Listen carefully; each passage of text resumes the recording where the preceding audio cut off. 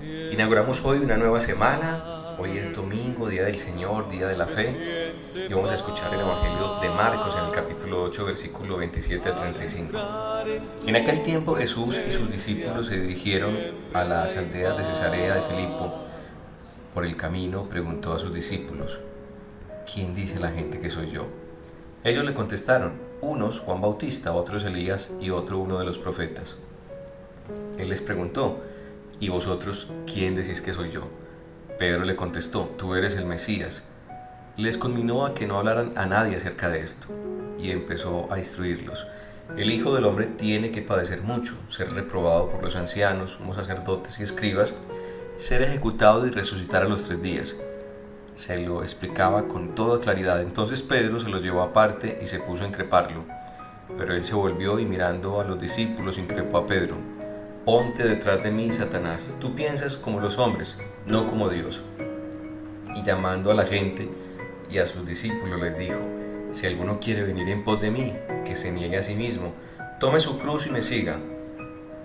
Porque el que quiera salvar su vida la perderá, pero el que pierda su vida por mí y por el Evangelio la salvará.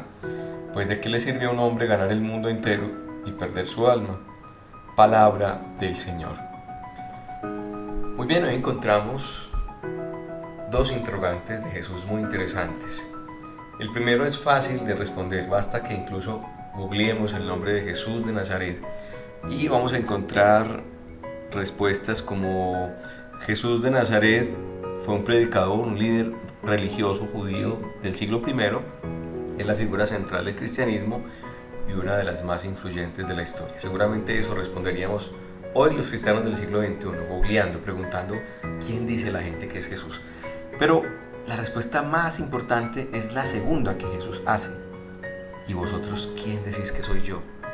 Qué bueno preguntarnos en este día ¿quién es Jesús para mí? Porque esa pregunta, más que intelectual, es una pregunta existencial, y de esa respuesta pues va a ser el tipo de creyente, de cristiano que soy. Si simplemente para mí Jesús es un profeta más, si simplemente Jesús fue un hombre de la historia, pero si yo respondo: Jesús es mi Salvador, como lo hizo Pedro. Pedro, su respuesta fue: tú eres el Mesías. Es decir, Pedro entiende y reconoce en Jesús el cumplimiento de todas las promesas que le habían hecho él desde niño, todas esas promesas que él había leído en la palabra, sobre todo en el Antiguo Testamento. ¿Qué ocurre con Pedro? Pedro comete un error que muchos de nosotros seguimos cometiendo, y es pretender saber más que Dios, saber más que el Maestro. Y por eso lo que hace Jesús es ponerlo en su lugar y le dice: Pedro, ponte detrás de mí. Además que su regaño es fuerte, porque lo nombra como Satanás. Cuando no hacemos la voluntad de Dios, cuando somos un obstáculo en la palabra de Dios, en las promesas de Dios, hacemos el papel de Satanás. Por eso qué bueno recordar con humildad que nuestro lugar está detrás del Maestro.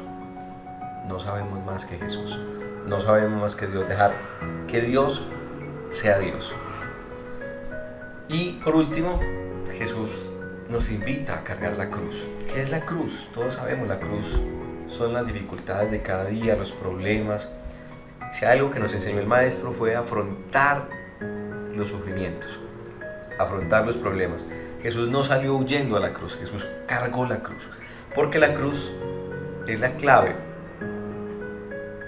para vencer el mundo. La cruz es la clave para superar nuestros problemas. Y Jesús nos recuerda que la cruz no es eterna, la cruz es transitoria. Y si miramos bien, de cada situación difícil hemos aprendido, y si la cargamos con entereza como lo hizo Jesús, esa cruz nos enseña. Esa cruz es una gran maestra, es el dolor. Vamos a decirle hoy al Señor: Señor Jesús, danos tu Espíritu Santo para entender tu voluntad en nosotros. Hoy te pedimos perdón por muchas veces que hemos sido obstáculo para que tú hagas tu obra, tu voluntad en nosotros.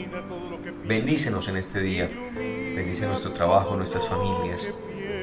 Danos, Señor, la paz y la sabiduría suficiente para hacer siempre tu voluntad. A todos les deseo un feliz domingo en el Señor. Eres luz, eres fuego, Espíritu. santo.